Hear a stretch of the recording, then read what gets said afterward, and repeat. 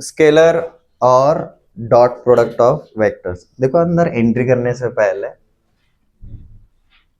ये तो हमने प्रोडक्ट को नाम दिया हुआ है, बट ये नाम देने की जरूरत क्यों पड़ी भाई? हम सीधा ऐसे भी तो बोल सकते हैं ना, product of vectors.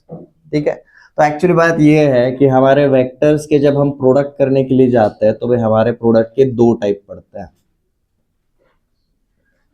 One is called as scalar product and second is called as vector product. ये जो स्केलर प्रोडक्ट है इसी का एक और नाम क्या है जी? Dot product. और ये जो वेक्टर प्रोडक्ट है इसी का एक और नाम क्या है जी? Cross product. अब ये जो डॉट प्रोडक्ट होता है ये 2D में भी होता है एज वेल एज 3D में भी होता है। ये जो क्रॉस प्रोडक्ट होता है वो सिर्फ 3D में होता है। समझ में आ रहा है दो टाइप्स के होते हैं? बिकॉज इनका जो एग्जिस्टेंस है वो हर एक डायमेंशन में नहीं है। 2D में होगा, 3D में होगा, उस टाइप का प्रोडक्ट स्केलर प्रोडक्ट। सिर्फ 3D में जो हो रहता है it is called as vector product. ठीक है, अगेन इनके नाम से भी पता चल जाएगा। अब जैसे कि स्केलर प्रोडक्ट, दो वेक्टर्स का अगर स्केलर प्रोडक्ट होगा तो हमें जो भी मल्टीप्लिकेशन करने के बाद मिलता है वो कौन से टाइप का वैल्यू है? स्केलर वैल्यू है। It's not a vector, it's a product of two vectors. जो रिजल्ट में हमें क्या दे रहा है, कौन सा क्वांटिटी दे रहा है? स्केलर क्वांटिटी दे रहा है। That's why it is called as scalar product. और अगर दो वेक्टर्स का हमने जो प्रोडक्ट किया और इवेंचुअली हमें जो मिला, it's not a scalar, it's a vector, तो हम उसको कौन सा प्रोडक्ट बुलाते हैं? Vector product. ये भी हमें आगे जाके पता चल जाएगा, बट एक रफ आइडिया आ रहा है। स्केलर प्रोडक्ट स्केलर क्वांटिटी देता है, 2D में भी होता है एज वेल एज 3D में भी होता है। वेक्टर प्रोडक्ट वेक्टर क्वांटिटी देता है, वो सिर्फ 3D में होता है। ये एक रफ आइडिया के साथ हम एंट्री करने वाले हैं। तो आज हम कौन सा शुरू करने वाले हैं? First type, scalar product.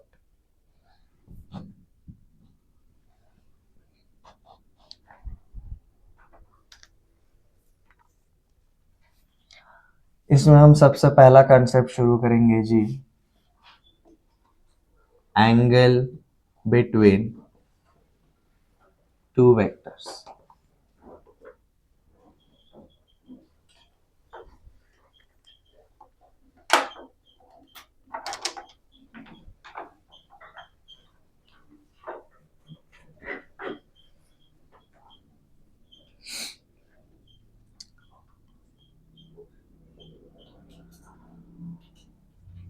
Straight lines के सेंस में अंडरस्टैंड करो। हमारे दो स्ट्रेट लाइंस के बीच में अगर एंगल थीटा रहता है तो जो दो स्ट्रेट लाइन के बीच का एंगल रहता है थीटा, वो कहां से कहां तक जाता है? 0 डिग्री से लेकर 180 तक जा सकता है। वैसे हम 180 तक तो बोलते हैं, बट हम 90 डिग्री तक ही निकालते थे। बट वी नो अगर मेरे कोई भी दो स्ट्रेट लाइंस रहेंगे तो उनके बीच में एक एक्यूट एंगल रहेगा और एक कैसा रहेगा जी? हमारा ऑब्ट्यूस एंगल रहेगा। तो अगर आप सिर्फ एक पर्टिकुलर एंगल को अगर देखने के लिए जाओगे तो मतलब हम क्या बोल सकते हैं, आपका ये थीटा अगर है, अगर आप सिर्फ ये थीटा अगर देखना चाहते हो तो ये मतलब कहाँ तक जा सकता है जी? हमारा 180 तक जा सकता है। Similar thing happens with vectors. बस स्ट्रेट लाइन में क्या इफेक्ट रहता है जी? स्ट्रेट लाइन हमारा दोनों डायरेक्शन में जाता है, बट वेक्टर हमारा सिर्फ एक ही डायरेक्शन में जा रहा है। ठीक है, तो इसलिए हम ये बोलते हैं भाई कोई भी दो वेक्टर्स जब रहेंगे तो उनके बीच में एंगल कैसा रहता है? हमेशा 0 से लेकर 180 के बीच में ही रहेगा। ठीक है, अब उसमें स्टैंडर्ड वाले कंडीशंस कौन से? 0 डिग्री। 0 डिग्री अगर एंगल रहेगा तो हम ऑब्वियसली उसको कौन से टाइप के वेक्टर्स बुलाते हैं? Like vectors. 180 degree unlike vectors, opposite direction में जाने वाले। ठीक है, बीच में एक और एंगल रहता है जी 90 डिग्री, उस टाइप पे हम कौन से टाइप के वेक्टर्स बुलाएंगे? These two vectors are perpendicular to each other likewise। ठीक है, बट अब एंगल बिटवीन टू वेक्टर्स जब लेने के लिए जाएंगे, स्ट्रेट लाइन में जैसे एक एक्यूट एंगल मिलता था और एक ऑब्ट्यूस एंगल मिलता था, यहां पर वैसा नहीं होता। क्यों नहीं होता? अब देख लो। ये पहला वाला केस अगर आप ऑब्जर्व करोगे, यहाँ पर ये मेरा वेक्टर ए है और वेक्टर बी है, ये दोनों पैरेलल या फिर कोलिनियर वेक्टर्स है क्या? नहीं है। मतलब ये कहीं पर तो इंटरसेक्ट कर रहा है, तो हम इस इंटरसेक्शन पॉइंट के हिसाब से देखेंगे। हम जब भी एंगल बिटवीन टू वेक्टर्स देख रहे हैं, उनका जो पॉइंट ऑफ इंटरसेक्शन रहेगा, हम वहां पर खुद को रखेंगे। वहां से एक तो दोनों वेक्टर्स दूर की तरफ जाने चाहिए, या फिर इसी वेक्टर को अगर मैं पीछे अगर लेकर आया, ऐसा लिखूंगा। इसी वेक्टर को मैं अगर पैरेलली शिफ्ट करके नीचे अगर लेकर आया, तो ऐसा कुछ लिखूंगा। तो एंगल बिटवीन टू वेक्टर्स ये वाला पार्ट रहेगा। अगर ये पॉइंट ले जैसे O है, O is there point of intersection, तो हम कौन सा वाला एंगल लेंगे? पॉइंट O की तरफ एक तो दोनों वेक्टर्स आने चाहिए, या फिर पॉइंट O से दोनों वेक्टर्स दूर की तरफ जाने चाहिए। तो either vectors are converging toward a point और they are diverging from a point. ये समझ में आ रहा है? अब जैसे कि अब ये वाला नीचे वाला एक सेटअप रखा ले, जैसे this is vector P, this is vector Q, और मैंने इनके सपोर्ट्स के हिसाब से क्या किया जी, एक बड़ा वाला पार्ट कर लिया। अब इनका पॉइंट ऑफ इंटरसेक्शन ले, जैसे दिस पॉइंट इज R। तो अब यहां पर मेरा एंगल कहां से निकालूंगा? मतलब ये वाला एंगल रहेगा एक्यूट या फिर ये वाला रहेगा ऑब्ट्यूस? कोई बता सकता है? फर्स्ट, एक तो पॉइंट R की तरफ एक तो दोनों वेक्टर्स को लेकर आओ, या फिर दोनों पॉइंट R से दोनों वेक्टर्स दूर लेकर जाओ। इसका मतलब क्या है? बेसिकली दोनों वेक्टर्स का एक तो उस पॉइंट के ऊपर इनिशियल पॉइंट होना चाहिए या फिर टर्मिनल पॉइंट होना चाहिए, दोनों का। पहले केस में कैसा था? वेक्टर ए और वेक्टर बी का इनिशियल पॉइंट वहां पर था। हमने दूसरा केस जब किया, लेकिन इनको जब पैरेलली शिफ्ट किया, ए को पीछे लेकर आ गए, बी को नीचे लेकर आ गए, अब दोनों वेक्टर्स का कौन सा वाला पॉइंट वहां पर आ रहा है? Terminal point. वैसा कुछ है क्या इसके साथ? देखो, क्यू का टर्मिनल पॉइंट पॉइंट आर पे है, बट पी का इनिशियल पॉइंट है, तो ऑब्वियसली ये एक्यूट वाला एंगल तो नहीं होगा। यहाँ पर कौन सा वाला एंगल देखोगे आप? ऑब्ट्यूस बोलोगे, ठीक है। बट ये सेटअप हमारे एक्चुअली कंडीशन को फॉलो करता है क्या? नहीं करता, ठीक है। तो हमने क्या किया, इस वेक्टर क्यू को उठाया और पैरेलली यहां पर शिफ्ट कर दिया। अब पॉइंट आर से दोनों वेक्टर्स दूर की तरफ जा रहे हैं। अब हम क्या बोलेंगे? अब यहां पर जो भी एंगल रहेगा, theta is the angle between them.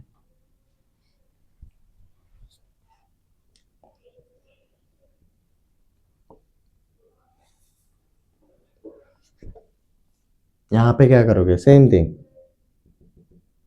इनका पॉइंट ऑफ इंटरसेक्शन, क्या इस पॉइंट ऑफ इंटरसेक्शन की तरफ दोनों वेक्टर्स आ रहे हैं? नहीं। दोनों जा रहे हैं? नहीं। ठीक है, आप किसी भी एक वेक्टर को शिफ्ट कर दो। अब यहाँ पर कौन सा वाला रहेगा? ये एक्यूट वाला रहेगा या ऑब्ट्यूस वाला रहेगा? ऑब्ट्यूस वाला रहेगा। जैसे आपने इसको कुछ तो अलग नाम दे दिया। ये समझ में आया? तो एंगल बिटवीन टू वेक्टर्स जब देखने जाएंगे, हम उसको डिफाइन कैसे करेंगे? For any two non collinear vectors. Non collinear vectors मतलब फॉर श्योर वो 0 डिग्री नहीं रहेगा और 180 डिग्री नहीं रहेगा। 0 से लेकर 180 डिग्री के बीच में कौन सा भी एंगल रहेगा, तो हम मतलब क्या बोलेंगे? For any two non collinear vectors. Condition हमेशा लेकर चलेंगे। ये समझ में आ रहा है? तो स्टेटमेंट में लिख लेते हैं, डायग्राम भी बनवाऊंगा, don't worry.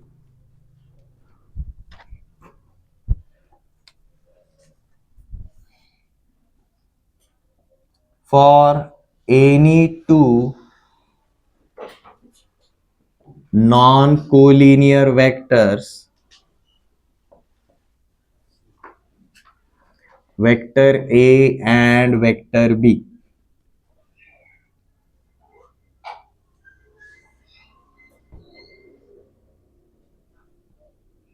let theta is angle between vector A and vector B.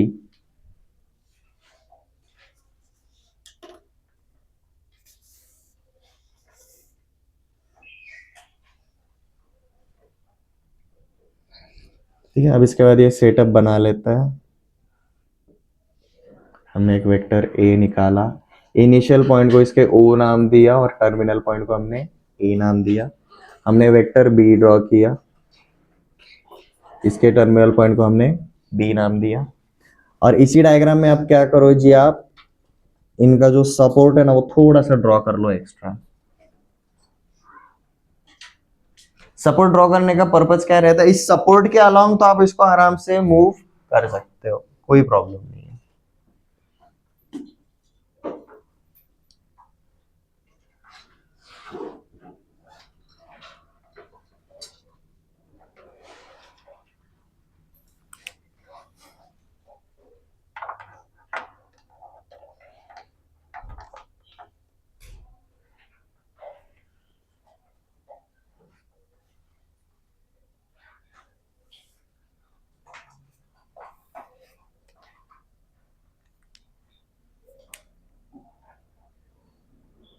For any two non-collinear vectors, vector A and vector B, let theta is angle between vector A and vector B.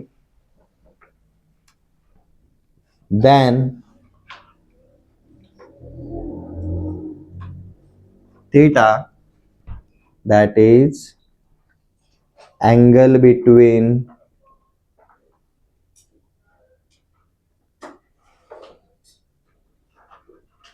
directions of vector A and vector B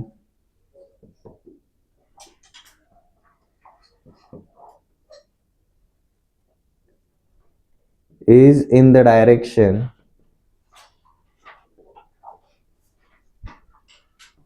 when vector A and vector B are either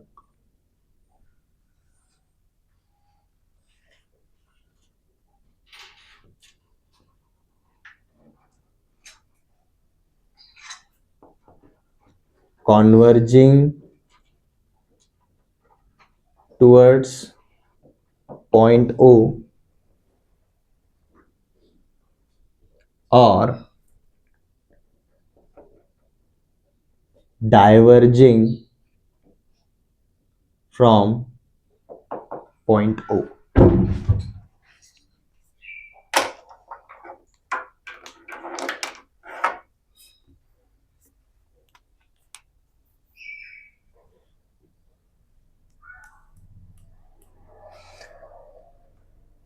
If theta represents angle between two vectors, vector सिर्फ scalar लेकर आता है क्या? नहीं, vector सिर्फ magnitude लेकर नहीं आता, वेक्टर क्या लेकर आता है? डायरेक्शन भी लेकर आता है। तो थीटा बेसिकली क्या शो करेगा जी?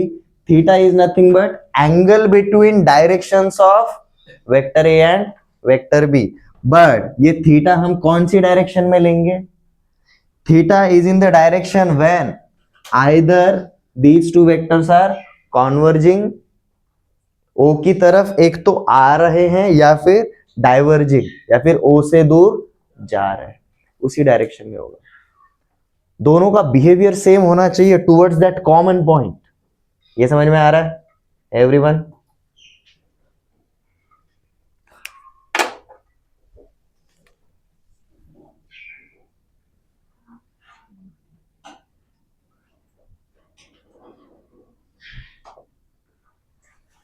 आपको कुछ एग्जांपल्स देता हूं, उसमें आपको थीटा शो करना है, उसमें आपको थीटा शो करना है।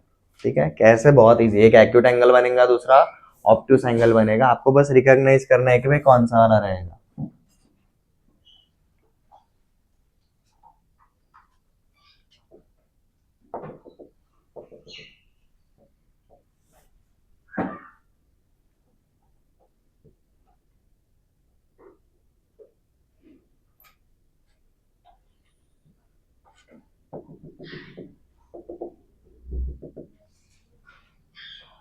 पहले दो एग्जांपल्स में मैंने तो भाई मतलब एक कॉमन पॉइंट ऑलरेडी दे दिया, तीसरे एग्जांपल में ऐसा कुछ नहीं दिया।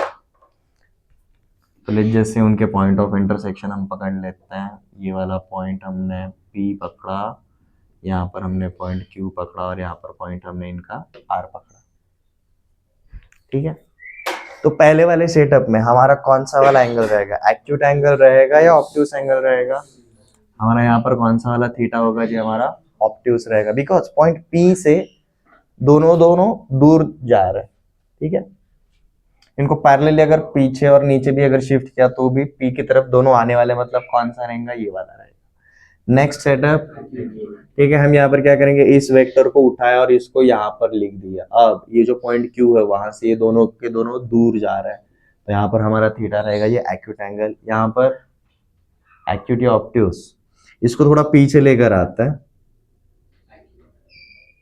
इसको थोड़ा सा नीचे लेकर जाता है, थीटा एक्यूट वाला एंगल। तो रिकॉग्नाइज करना बहुत इजी है, angle between two vectors is in the direction they are either converging toward point of intersection और diverging from point of intersection. और ये पॉइंट ऑफ इंटरसेक्शन हमेशा एग्जिस्ट करेगा ही करेगा। क्यों करेगा, हमारे वेक्टर्स कैसे हैं, non collinear.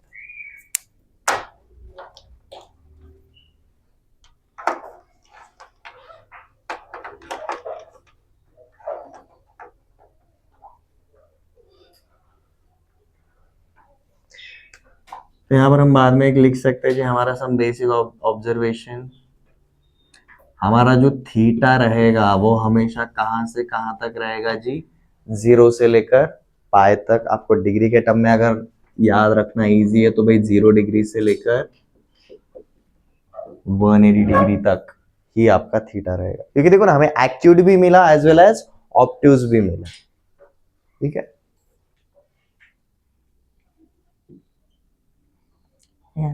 If theta is equal to 0 और 180 डिग्री,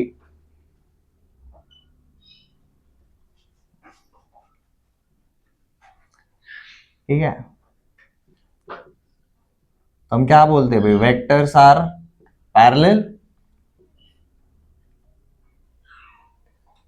हमारा ये जो एंड है 0 एंड पाई या फिर 0 एंड 180 डिग्री, कोई भी दो वेक्टर्स के बीच में अगर 0 या फिर 180 डिग्री का एंगल अगर बनता है तो हम उसको कौन से टाइप के वेक्टर्स बुलाते हैं, पैरेलल। याद आ रहा है, स्ट्रेट लाइन के अंदर यही देखा था हमने, ठीक है। नेक्स्ट, अगर ये थीटा इज इक्वल टू क्या रहेगा आपका सेंटर वाला वैल्यू, दैट इज 90 डिग्री, तो हम क्या बोलेंगे, vectors are come on perpendicular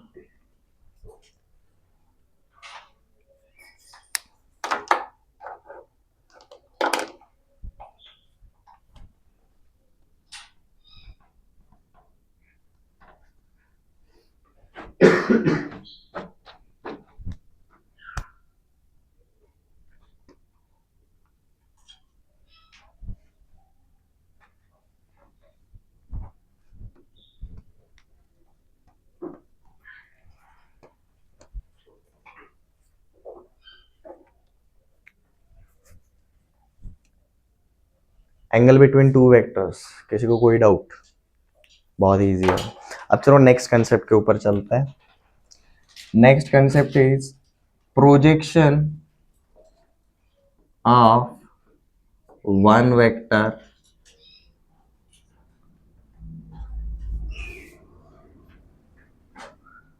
on other vector.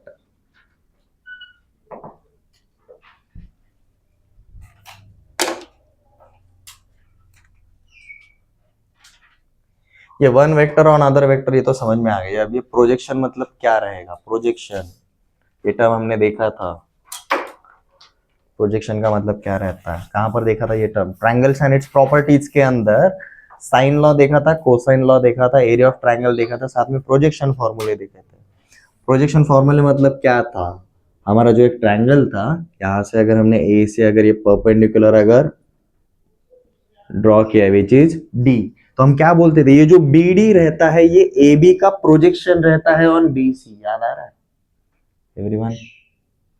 Projection मतलब बेसिकली क्या था, अगर मैंने ऊपर से अगर लाइट अगर डाला तो ये ए बी का शैडो ऑन बी सी क्या था, बी डी मिला था। सेम थिंग ए सी का शैडो ऑन बी सी हमें क्या मिला था, डी सी या फिर सी डी मिला था। याद आ रहा है? फिर हम क्या लिखते थे, B C is equal to B D plus D C, B D is projection of A B, D C is projection of A C. तो हम बेसिकली बी सी को ए बी और ए डी के projection के terms में ही लिखते थे। याद आ रहा है? अगर ये हमारा एंगल बी है और ये अगर एंगल सी है तो क्या रहेगा, ये राइट एंगल ट्रायंगल में ए डी कॉमन साइड है ठीक है, बट ये वाला पार्ट चाहिए हमें। तो ये एंगल बी का कौन सा वाला, ये एडजेसेंट साइड है, ये अपोजिट साइड है, और ये हाइपोटेन्यूस है। तो हम कैसे निकालते थे, ये B D is equal to cos of B is equal to, हमें क्या मिलता था, adjacent side upon hypotenuse, B D upon A B. Similarly यहां पर क्या मिलता था, cos of C is equal to D C upon A C, और हम क्या लिखते थे, B C is equal to B D plus D C. यहां से बी डी को आइसोलेट कर सकते हो, बी डी को हम क्या लिख सकते हैं जी, A B times of cos B, A B times of cos B, और डीसी को हम क्या लिख सकते हैं, A C times of cos C. तो बेसिकली क्या हुआ, देखो जी, ए बी का प्रोजेक्शन बी सी के ऊपर निकाला, कौन सा फंक्शन लगाया हमने, एंगल के ऊपर, कॉस। एसी का प्रोजेक्शन हमने वापस से बीसी के ऊपर निकाला, उनके बीच का जो एंगल था उसके ऊपर हमने कौन सा फंक्शन लगाया, कॉस। ठीक है, तो हम बेसिकली वही पार्ट वापस से यहाँ पर रिवाइज करने वाले। वहां पर जो ट्रायंगल्स देखे थे, अब उन्हीं को हम एज अ क्या ट्रीट करेंगे, एज अ वेक्टर्स ट्रीट करेंगे। ट्रायंगल लॉ के लिए भी हमने वही किया था, साइड्स ऑफ अ ट्रायंगल को हमने एज अ वेक्टर ट्रीट किया था।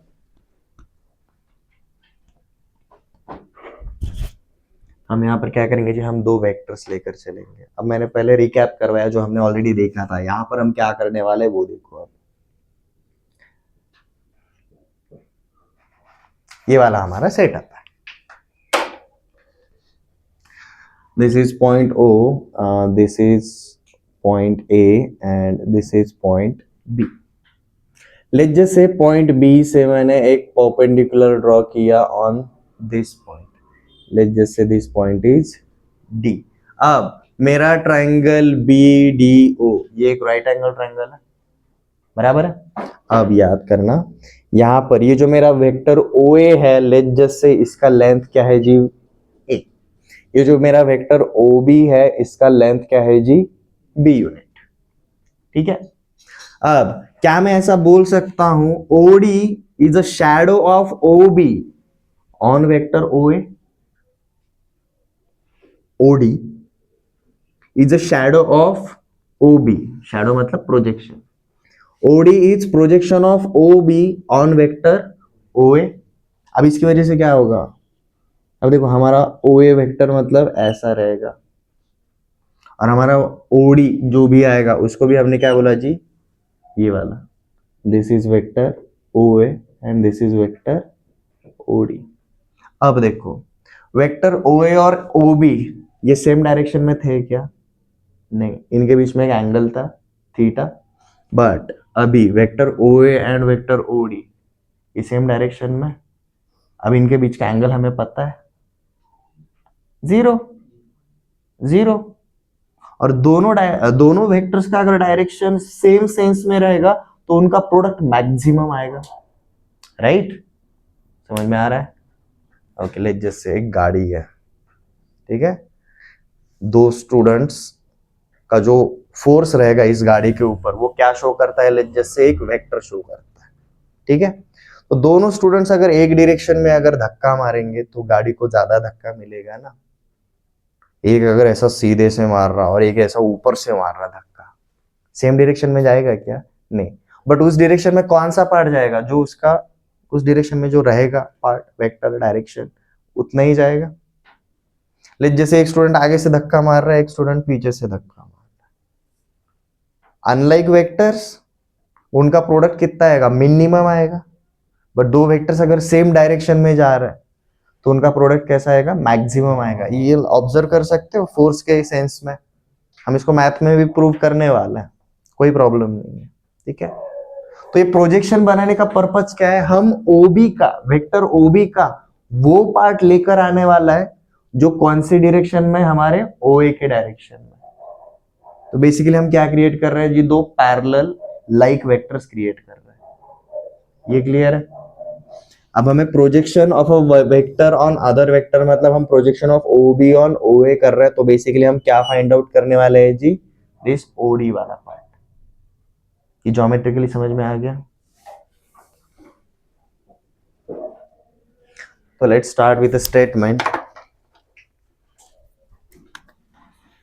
Let two non-collinear vectors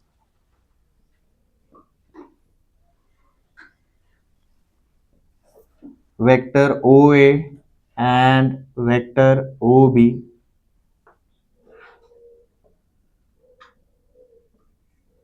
making an angle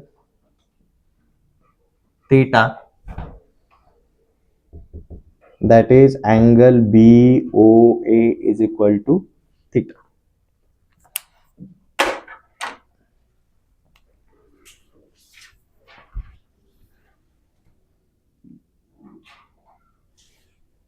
Then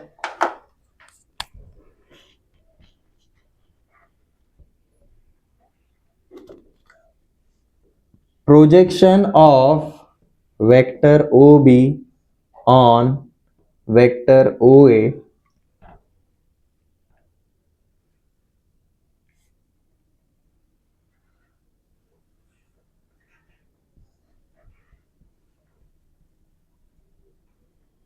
represented as,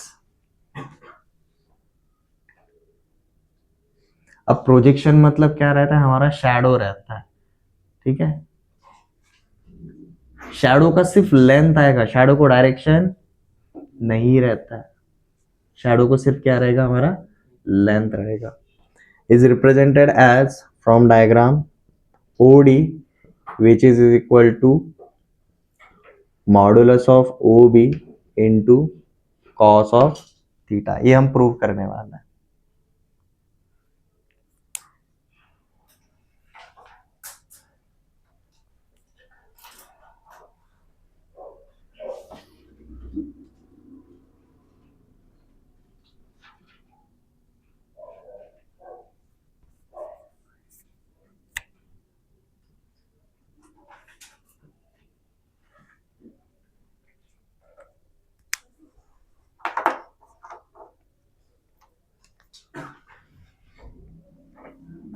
अब देखो डायग्राम के अंदर ऑब्जर्व करो जी, हमने क्या किया है जी, कंस्ट्रक्ट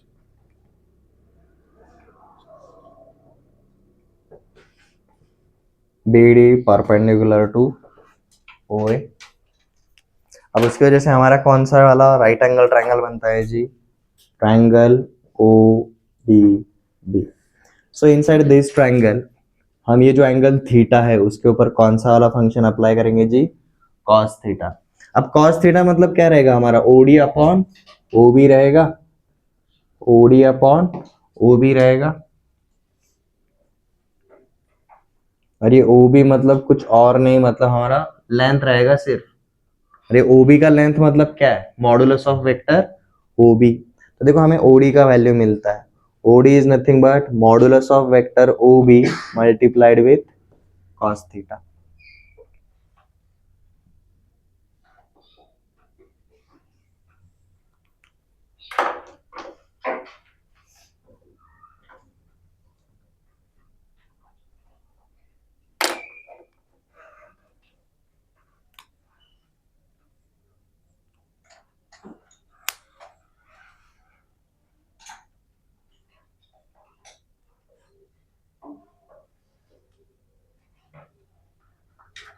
प्रोजेक्शन समझ में आ गया, एक वेक्टर का दूसरे वेक्टर के ऊपर।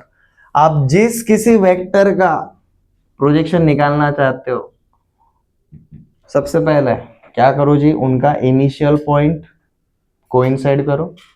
उसके बाद जिस किसी वेक्टर का प्रोजेक्शन निकालना है उसके टर्मिनल पॉइंट से दूसरे वेक्टर के ऊपर क्या ड्रॉ करना है, आपको परपेंडिकुलर ड्रॉ करना है।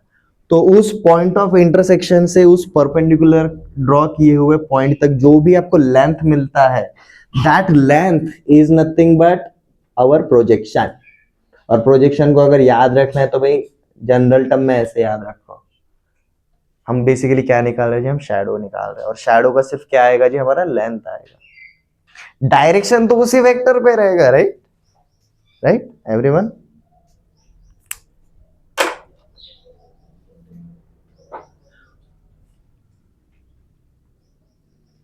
अब कभी कभी क्वेश्चन रह सकता है कि सर हमने OB का OA के ऊपर निकाला, व्हाट इफ अगर OA का OB के ऊपर निकालना है, सेम थिंग, हमने ओ ए और ओ बी का इनिशियल पॉइंट मैच किया, किसका शैडो किसके ऊपर निकालना है, ओ ए का ओ बी के ऊपर, तो जिसका शैडो निकालना है उसके टर्मिनल पॉइंट से ये वाले वेक्टर के ऊपर क्या ड्रॉ करना है, एक परपेंडिकुलर ड्रॉ करो। तो यहां से हमने क्या किया जी, लेट्स जस्ट से एक परपेंडिकुलर ड्रॉ कर दिया, ठीक है, उस पॉइंट को आपने लेट्स जस्ट से नाम दे दिया सी।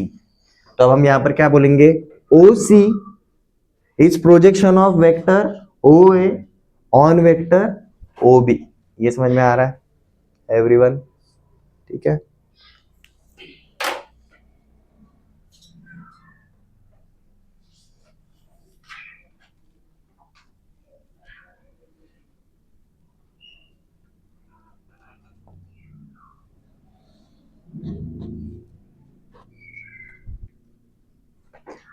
अब आएंगे जी हमारे मेन कंसेप्ट के ऊपर, दैट इज स्केलर प्रोडक्ट और dot product of two vectors. ये बैकग्राउंड के साथ हम शुरुआत करते हैं।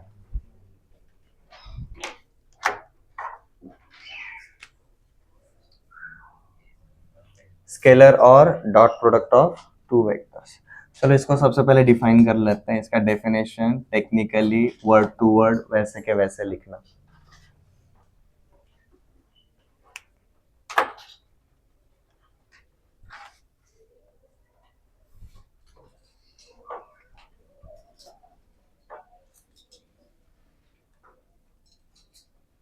Let vector A and vector B are non-collinear vectors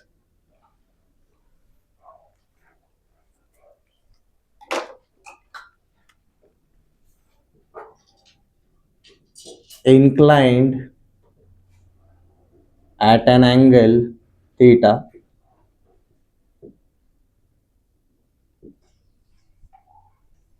पहले स्टेटमेंट में सीधा सेटअप दिया हुआ है, दो नॉन कोलिनियर वेक्टर से जिनके बीच का एंगल क्या रहता है, थीटा है।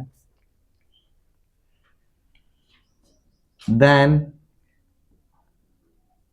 स्केलर और dot product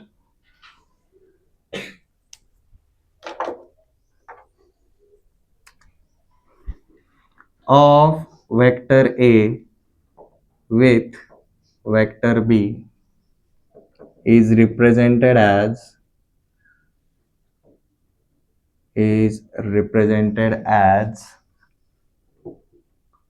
vector A dot vector B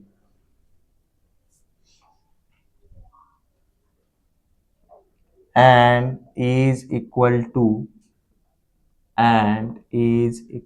to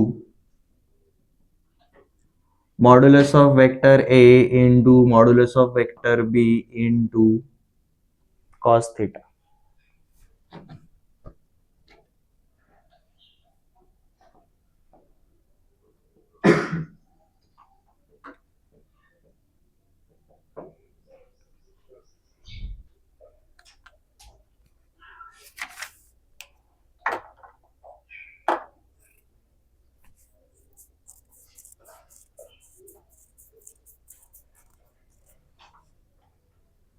इसी को अगर हम मैथ वाले फॉर्मेट में लिखेंगे जी, पहले geometrically setup like this is vector A, this is vector B and this is angle theta.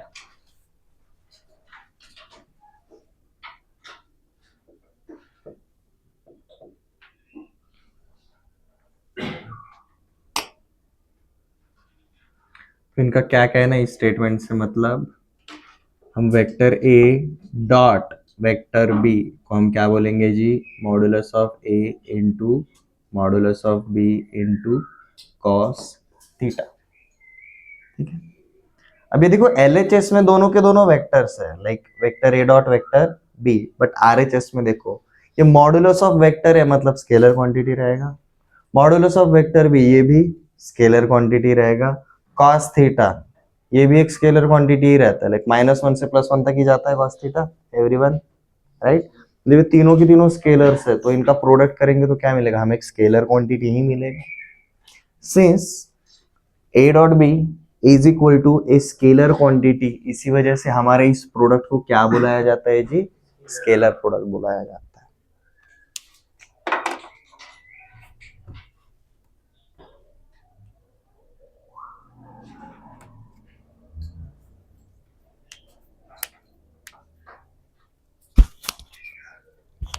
ये क्लियर है? अब जो पिछला वाला कंसेप्ट देखा था वो एक बार प्रिपेयर करता है। बी से हमने क्या किया जी, ओ ए के ऊपर एक परपेंडिकुलर निकाला, ठीक है।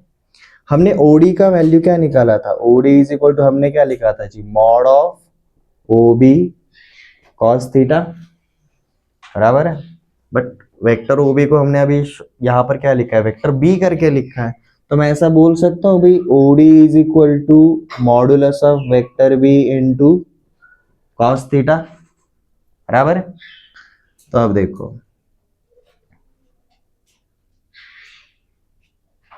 OD is equal to modulus of vector B into cos theta, modulus of vector B into cos theta. तो बेसिकली देखो हमें A डॉट बी क्या मिला, A dot B is equal to vector A multiplied with mod B cos theta, मतलब क्या रहेगा हमारा, projection of vector B on vector A। ये समझ में आया, ये समझ में आया। तो बेसिकली A डॉट बी मतलब क्या हो रहा है, वेक्टर A का modulus multiplied with vector B का shadow on vector A, vector B का प्रोजेक्शन ऑन वेक्टर ए, ठीक है। इसी पार्ट को ऐसा भी कर सकते थे, जैसे हमने इसको पॉइंट सी बोला, this is also equal to O B multiplied with O C, same चीज मिलता। इसी को हम कैसा लिखेंगे जी, A multiplied with vector B का प्रोजेक्शन ऑन वेक्टर ए, और vector B multiplied with vector A का प्रोजेक्शन ऑन वेक्टर बी, दोनों तरीके से जाते तो भी सेम रहेगा, ठीक है। तो अब तक सिर्फ ऊपर वाला पार्ट लिखो, नीचे वाला पार्ट आपको थियरी में लिखवाता हूँ प्रॉपरली। बट ये ऑब्जर्वेशन हो रहा है पिछले वाले के साथ, ठीक है। इसी को अब क्या किया, लेट जस्ट से अब ये AC जो रहेगा, AC मतलब क्या रहेगा, वेक्टर ए कॉस थीटा। तो हमने वेक्टर बी के साथ कॉस थीटा लिया तो इस टर्म में मिला, मैंने वेक्टर ए के साथ अगर कॉस थीटा लिया रहता तो A cos theta is projection of A on vector B, ठीक है।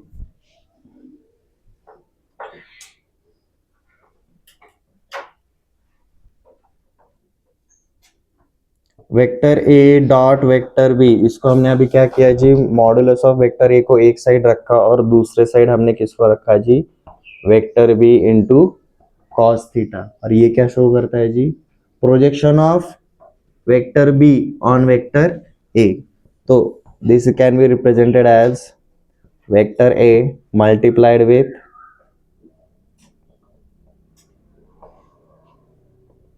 projection of vector B on vector A।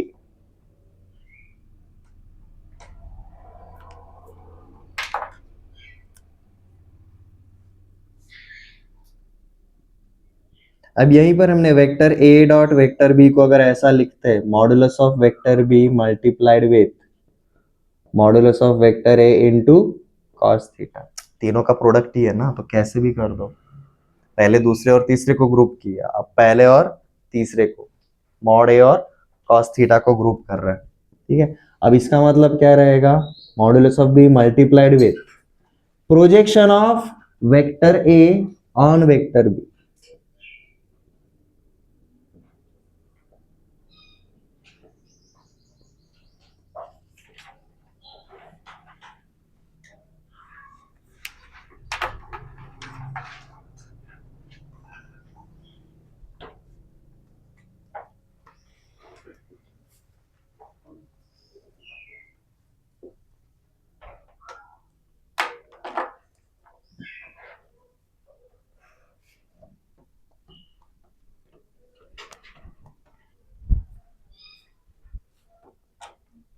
अब ये दोनों ऑब्जर्वेशंस को हम कंबाइन कर लेते हैं, तो हम यहाँ पर एक फाइनल ऑब्जर्वेशन क्या बोल सकते हैं जी? Note, for vector A and vector B,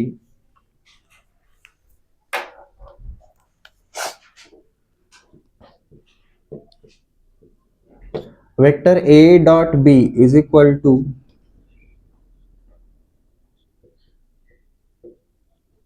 modulus of vector A into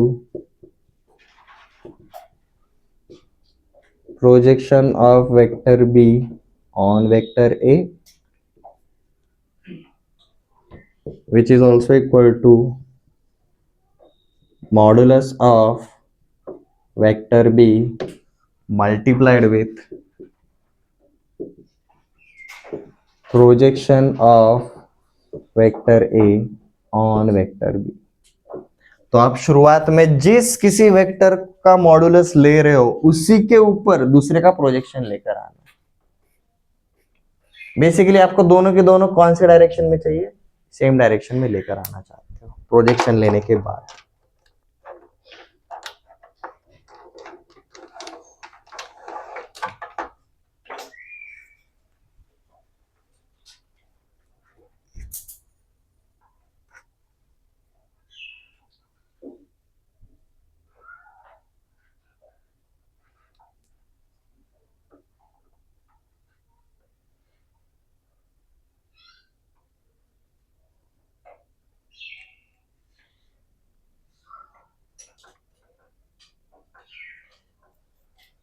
हो गया नोट डाउन?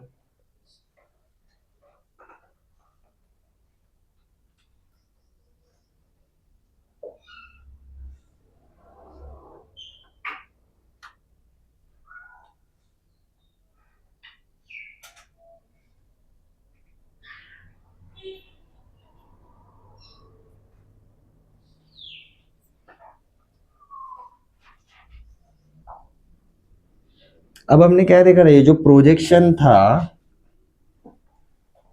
ये बस ऑब्जर्व करो, लिखने की जरूरत नहीं। ये जो प्रोजेक्शन हमने निकाला था उसका डायरेक्शन कौन सी सेंस में था? इसके ही सेंस में था। तो बेसिकली जब भी हम इस प्रोजेक्शन का लेंथ तो निकाल लिया, बट ये बेसिकली ऐसा रहेगा। Vector B along which direction?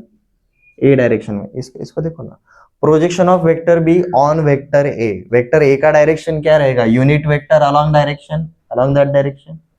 ठीक है, ये जेडब्ल्यू के सेंस में पूछा जाता है कभी कभी।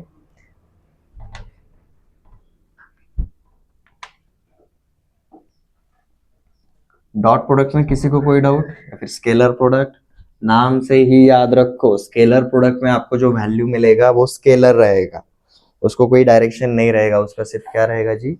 मैग्नीट्यूड रहेगा।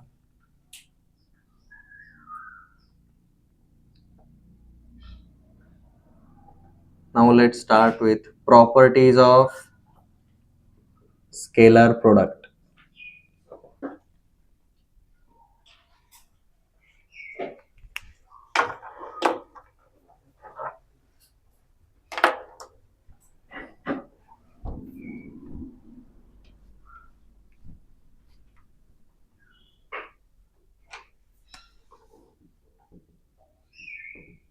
Property 1,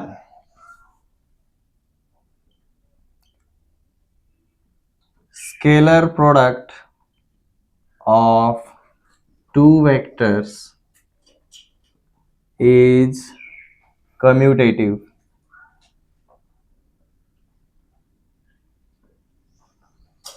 अब कम्यूटेटिव इसका मतलब क्या रहता है जी? दैट इज, अगर मैंने vector A dot vector B किया and vector B dot vector A किया, ये दोनों के दोनों क्या रहेंगे जी? सेम रहेंगे। आप ए डॉट बी करो या फिर बी डॉट ए करो, ठीक है? क्योंकि देखो ना, ए डॉट बी क्या आएगा? Mod B cos theta. B dot A क्या आएगा? Mod A cos theta. दोनों का वैल्यू सेम ही है। Second property,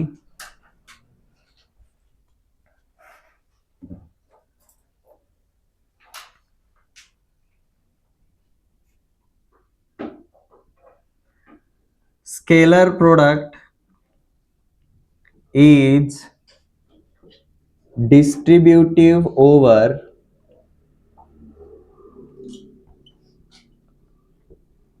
addition and subtraction.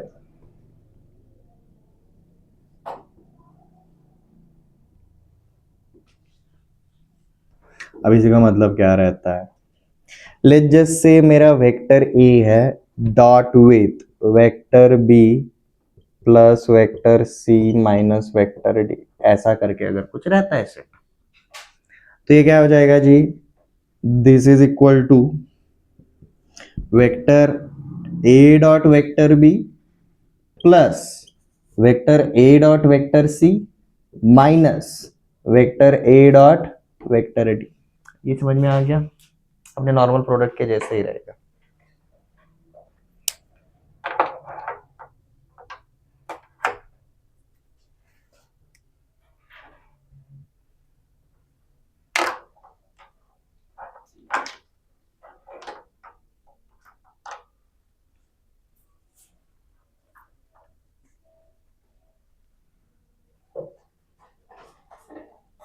अब देखो नेक्स्ट प्रॉपर्टी के ऊपर जाएंगे।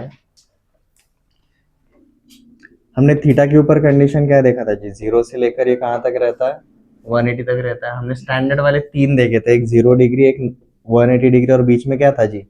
90 डिग्री देखा था। अभी रिसेंटली हमने क्या देखा जी? स्केलर प्रोडक्ट के अंदर क्या रहता है? ए डॉट बी, मतलब क्या आ रहा है जी हमारा? Mod A mod B cos theta. अब ये थीटा 0 से लेकर 90 से लेकर 180 तक अगर जाता है तो हम क्या देखते हैं? 0 से लेकर 90 में कॉस थीटा कैसा रहता है? पॉजिटिव रहता है। एंड 90 से लेकर 180 में कैसा रहता है? निगेटिव रहता है। अब ये length of vector A and length of vector B कभी निगेटिव हो सकता है क्या? ये तो हमेशा पॉजिटिव ही रहेगा। तो कॉस थीटा जो है वो आपका पॉजिटिव या फिर नेगेटिव हो सकता है। इसी का मतलब आपका ए डॉट बी भी पॉजिटिव या फिर नेगेटिव हो सकता है। अगर पॉजिटिव रहेगा तो उनके बीच में कौन सा वाला एंगल है? Acute angle. समझ में आ रहा है? और अगर निगेटिव आ रहा है तो उनके बीच में कौन सा एंगल रहेगा? ऑब्ट्यूस एंगल रहेगा। ये रिकॉग्नाइज कर सकते हो, ठीक है। बट उसमें से हमारा स्टैंडर्ड वाला कौन सा है? 90। If theta is equal to 90 then cos 90 is 0। If cos 90 is 0 then ये लेंथ कुछ भी रहे ये हमेशा क्या रहेगा? 0 ही रहेगा। तो हमारा ए डॉट बी 0 कहां पर मिल रहा है? At theta is equal to 90 degree. और कोई भी दो वेक्टर्स के बीच में अगर 90 डिग्री है तो वो कैसे वेक्टर्स है? परपेंडिकुलर वेक्टर्स है। तो हमारा नेक्स्ट प्रॉपर्टी इसी के ऊपर है, इधर लिखते हैं।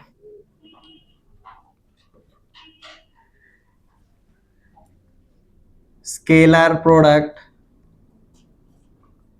Of perpendicular vectors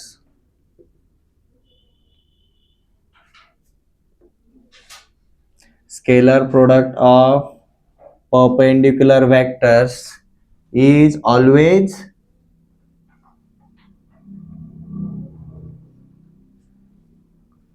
zero, is always zero। क्योंकि भाई अगर परपेंडिकुलर है तो theta is equal to 90 degree and A dot B क्या बोलता है? ए डॉट बी क्या बोलता है? A dot B is equal to mod B cos theta. Mod A positive रहेगा since it's length, mod B also positive रहेगा। तो हमारे वैल्यू का रहना पॉजिटिव या फिर जीरो या फिर नेगेटिव किसके ऊपर डिपेंड करता है? कॉस थीटा के ऊपर डिपेंड करता है। उसमें से स्टैंडर्ड कौन सा है? 0, 90 या फिर 180। 0 पे कॉस थीटा 1 होता है, 90 पे कॉस थीटा 0 होता है, 180 पे कॉस थीटा -1 होता है। ये समझ में आ रहा है? तो 1 से 0 90 डिग्री, 0 से -1 180 डिग्री तक जाएगा। उसमें से 0 कहां पर मिलता था हमें? 90 डिग्री पे मिलता था, ठीक है। अब इसी का मतलब क्या है? That is if vector A is perpendicular to vector B then A dot B is equal to क्या रहेगा जी? 0 रहेगा।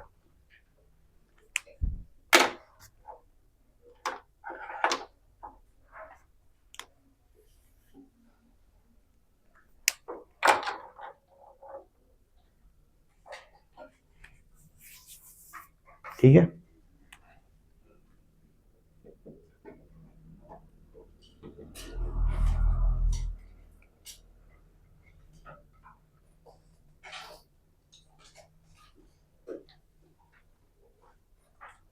व्हाट इफ अगर मैं एक वेक्टर को उसी के साथ डॉट डॉट खेले, one vector is multiplied with itself, but कौन से टाइप का प्रोडक्ट किया जी हमने उसके अंदर, डॉट प्रोडक्ट। मतलब हम क्या कर रहे हैं, वेक्टर ए डॉट वेक्टर ए, किसी भी वेक्टर का खुद के साथ क्या एंगल रहेगा, हिंट देता हूं, जीरो होता है।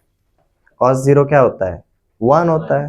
तो बेसिकली क्या आएगा हमारा, अगर मैं ए डॉट ए अगर करूंगा फॉर्मूले के हिसाब से, mod of vector A into mod of this vector A multiplied with cos of angle between them.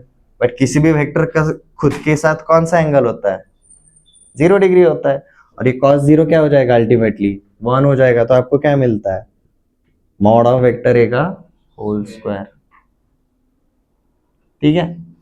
अब ये वेक्टर को खुद के साथ खुद के साथ प्रोडक्ट कर रहे, तो what if one vector is multiplied with negative of a vector, 180 degree, 180 degree negative of a vector. मतलब क्या हो जाएगा, अगर ये वेक्टर ए नॉर्मल वेक्टर है और ये जो दूसरा वाला वेक्टर है ये उसका निगेटिव वेक्टर है, लेट्स जस्ट से उसको हमने लिखा है जी this is vector B, where vector B is equal to minus of vector A. तो हमारा यही क्या बन जाएगा, मॉड ऑफ ए का whole square but with negative sign, negative sign. ठीक है।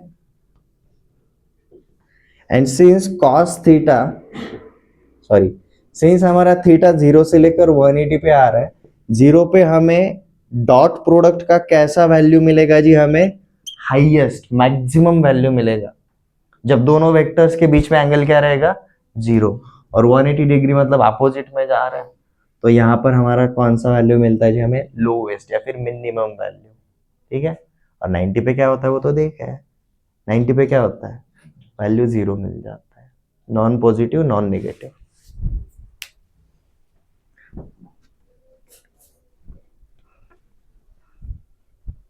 तो इसको हम लिखेंगे जी फॉर एनी वेक्टर, या फिर हाँ ऐसे ही कर लेते हैं, for any vector, vector A dot A is equal to mod of vector A का होल स्क्वायर, ब्रैकेट में चाहे तो लिख दो, since theta is equal to 0 degree.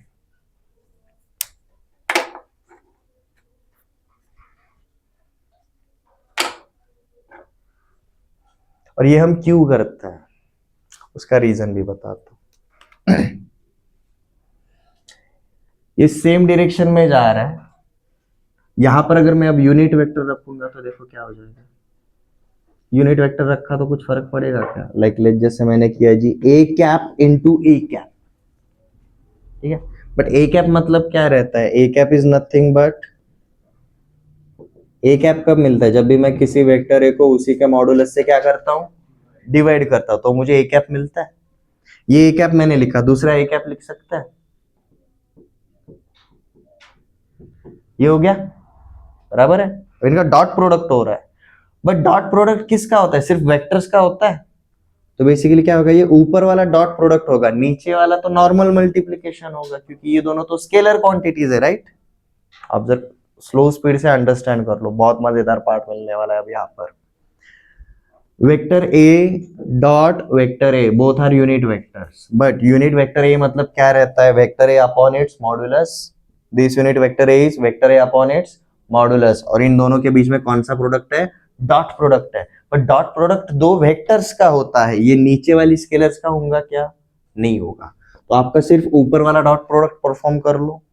But अभी प्रॉपर्टी के हिसाब से हमने क्या देखा जी, वेक्टर ए का खुद के साथ डॉट प्रोडक्ट खेलेंगे तो क्या मिलता है, मॉड ऑफ वेक्टर ए का स्क्वायर, नीचे भी क्या है वही है, मॉड ऑफ वेक्टर ए का स्क्वायर। ये दोनों कैंसिल हो गए तो हमें क्या मिला जी, 1। So for any unit vector उसका खुद के साथ डॉट प्रोडक्ट क्या होता है, 1 होता है। ये समझ में आ गया, फॉर एनी यूनिट वेक्टर उसका खुद के साथ डॉट प्रोडक्ट क्या होता है, 1 होता है। ये क्लियर है। आई कैप हमारा यूनिट वेक्टर है, तो आई कैप डॉट आई कैप क्या आएगा, जे कैप डॉट जे कैप क्या आएगा, के कैप डॉट के कैप क्या आएगा, वाई। ये प्रॉपर्टी क्यों लिया समझ में आ रहा है, एवरीवन क्लियर। अब इसी प्रॉपर्टी के ऊपर हमारा ये ऑब्जर्वेशन लिखेंगे हम।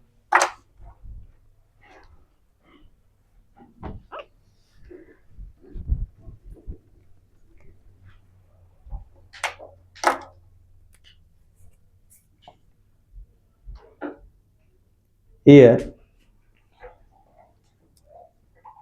I cap dot I cap is equal to J cap dot J cap is equal to K cap dot K cap is equal to क्या मिलेगा जी हमें, 1 मिलेगा। सीधा यहां पर वैल्यूज डाल दो, I cap dot I cap is equal to modulus of I cap का whole square, but I cap is a unit vector, उसका मॉडुलस 1 होता है तो उसका स्क्वायर भी क्या आएगा, 1 आएगा। ठीक है, हमारा ये प्रॉपर्टी की वजह से कौन सा ऑब्जर्वेशन बनता है, दिस। ये याद रखना बहुत इजी है। ठीक है, नेक्स्ट प्रॉपर्टी पे चले। कम्यूटेटिव ए डॉट बी करो, बी डॉट ए करो, वैल्यू वही मिलता है। Distributive over addition and subtraction, अब एडिशन एंड सब्ट्रैक्शन ले लिया, अब मल्टीप्लीकेशन विद स्केलर लेकर चलेंगे, वो बनेगा जी हमारा property 4, sorry next 5।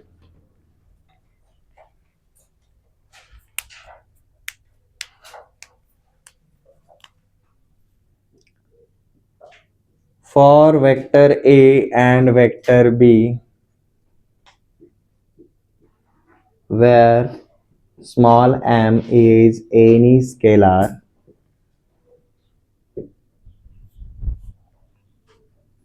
m multiplied with vector A dot vector B is equal to m times of vector A dot with vector B is equal to vector A dot with m times of vector B.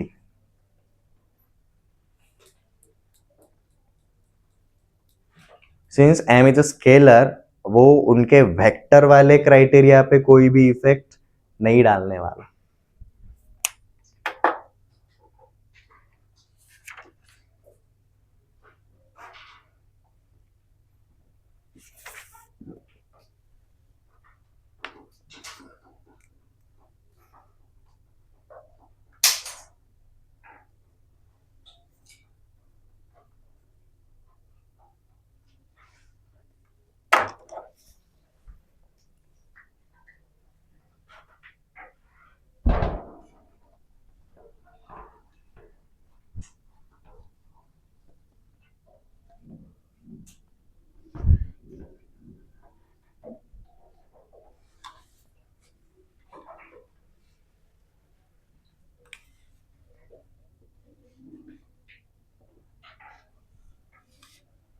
For vector A and vector B,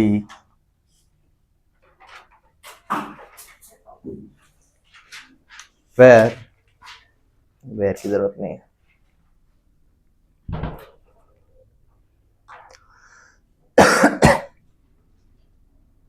इसके अंदर number 1 vector A multiplied with minus of vector B is equal to minus of vector A dot vector B।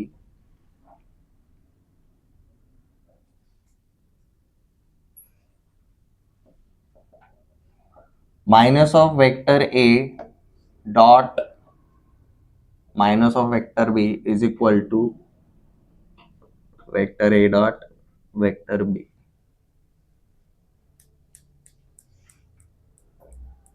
मतलब देखो, हम normal दो vectors का dot product करेंगे और उसी को दोनों को नेगेटिव वेक्टर्स में कन्वर्ट करके अगर डॉट प्रोडक्ट करेंगे, हमें क्या मिलेगा, वैल्यू सेम ही मिलेगा। ठीक है, इट्स लाइक दिस, ये literally 2 into 3 and this is -2 into -3, दोनों प्रोडक्ट सेम ही आता है, लाइक वैसे। समझ में आ गया। और आते हैं जी फाइनल प्रॉपर्टी के ऊपर, property number 7। For any vectors, any two vectors A and B,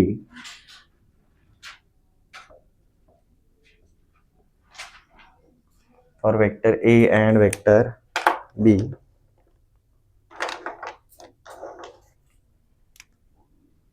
number 1, modulus of vector A plus vector B a whole square.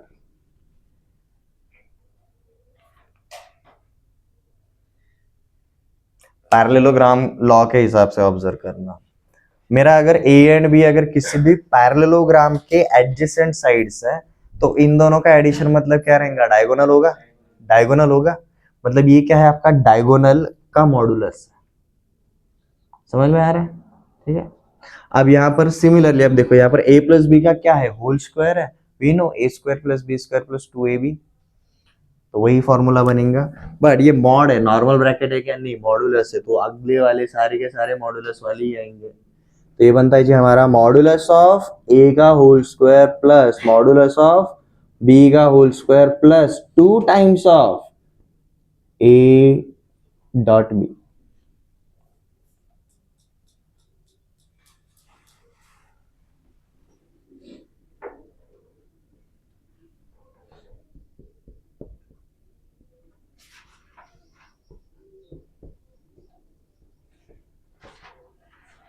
उसी पैरेललोग्राम में अगर a एंड b अगर एडजेसेंट साइड्स है तो a plus B, vector a plus vector b was one diagonal, sum of these two vectors. दूसरा diagonal क्या था, a minus B था, उसका मॉडुलस का स्क्वायर मतलब क्या रहेगा, same formula a minus B का होल स्क्वायर। तो ये बनता है कि हमारा mod of a square plus mod of b square minus 2 times of vector a dot vector b।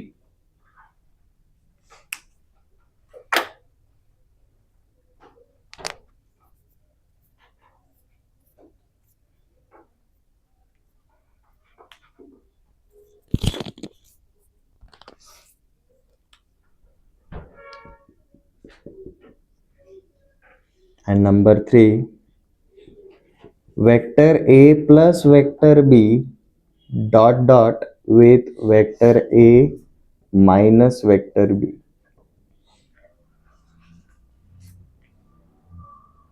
देखो क्या होगा, a dot a mod a का square minus a dot b plus b dot a minus mod b का whole square. तो basically अगर bracket wise expand करोगे तो आपको बेसिकली क्या मिलता है जी, मॉड a का whole square minus mod b का whole square. Literally a plus B into A minus B देख लो, a square minus B square, और जब भी स्क्वायर आ रहा है मतलब आपके दो सेम टाइप के वेक्टर्स मल्टीप्लाई हो रहा है, और दो एक ही टाइप के वेक्टर्स जब मल्टीप्लाई होता है खुद के साथ तो क्या होता है, सीधा उनके मॉड a का स्क्वायर आता है, भाई यूनिट वेक्टर नहीं है, ठीक है। प्रॉपर्टीज याद रखना बहुत इजी है, a dot B is equal to B dot A commutative, दूसरा distributive over addition and subtraction, easily हो जाता है। तीसरा property, any two perpendicular vectors उनका डॉट डॉट इज ऑलवेज 0, ठीक है। इसी के साथ ये भी याद रखना भाई अगर परपेंडिकुलर पे 0 है तो 0 से 90 तक पॉजिटिव डॉट प्रोडक्ट आता है, 90 से 180 तक नेगेटिव डॉट प्रोडक्ट आता है, ठीक है। याद नहीं रहेगा ना, लिखवा के ही देना पड़ेगा, इसके बाद लिख लेते हैं। नेक्स्ट प्रॉपर्टी 4 में हमने क्या देखा, अगर किसी भी वेक्टर का खुद के साथ डॉट प्रोडक्ट करेंगे तो वो मैक्सिमम आता है, और किसके बराबर होता है, मॉड ए के स्क्वायर के बराबर। यही तरीका हमने हमारे यूनिट वेक्टर्स के ऊपर ट्राई किया, एक mod I cap into I cap क्या होगा, आई कैप के मॉडुलस का होल स्क्वायर, और आई कैप का मॉडुलस हम जानते हैं कितना रहता है 1, तो इसलिए हम क्या बोल रहे हैं, I cap dot I cap is equal to J cap dot J cap is equal to K cap dot K cap is equal to 1 आएगा, ठीक है।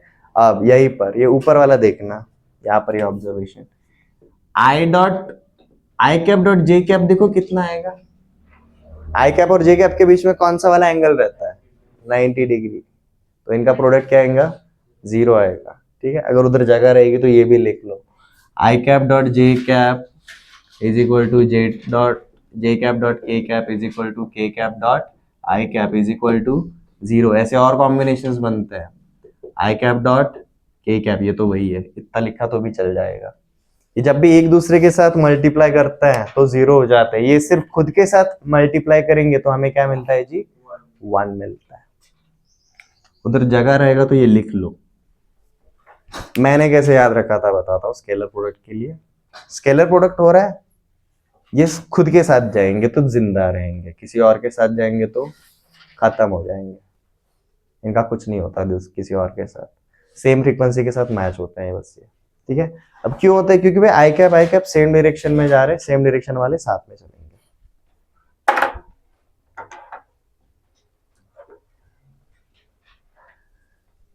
नेक्स्ट भाई, स्केलर मल्टीप्लीकेशन, अगर हम multiplication of a scalar with dot product अगर हम introduce कर रहे हैं तो कुछ नहीं, ये खेलता रहता है बस अंदर। Next, negative vector minus sign अगर इंट्रोड्यूस होता है तो क्या होता है? कुछ नहीं, उसी को स्केलर की तरह ट्रीट करके बाहर निकाल सकते हो।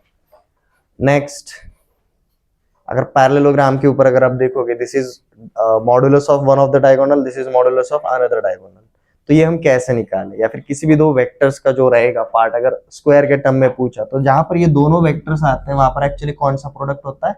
डॉट प्रोडक्ट होता है। फॉर्मूला ऐसे भी रट्टा कर सकते हैं, कोई प्रॉब्लम नहीं। Everyone clear?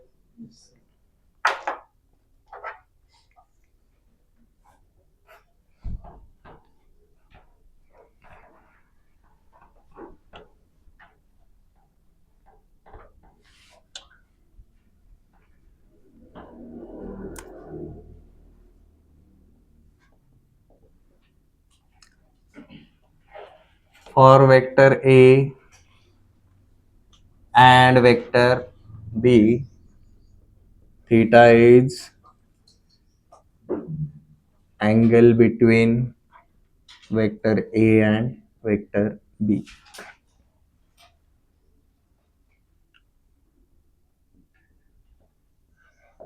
A dot B is positive,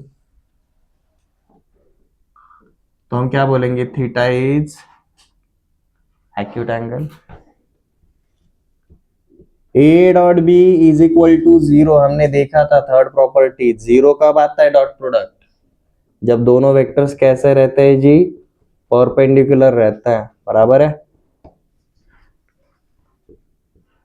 and आपका ए डॉट बी जो रहेगा इट विल बी निगेटिव, और निगेटिव आएगा तो इसका मतलब क्या रहेगा? हमारा जो थीटा है वो कैसा है?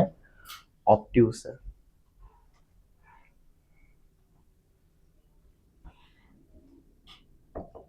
A dot B is maximum for theta is equal to 0, लिखने की जरूरत नहीं है और बताने के लिए। A dot B is minimum when theta is equal to 180 degree.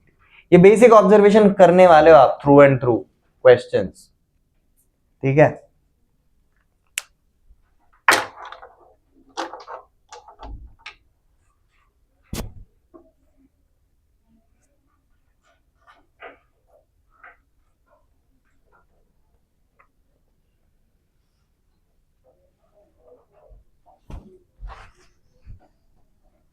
हमने वेक्टर्स के अंदर वेक्टर का कंपोनेंट फॉर्म देखा था, याद है?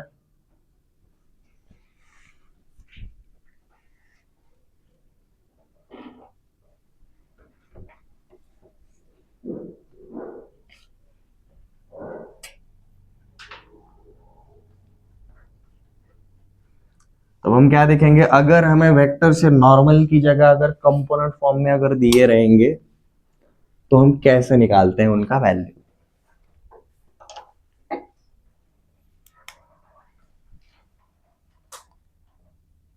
So, scalar product in which form? Component form.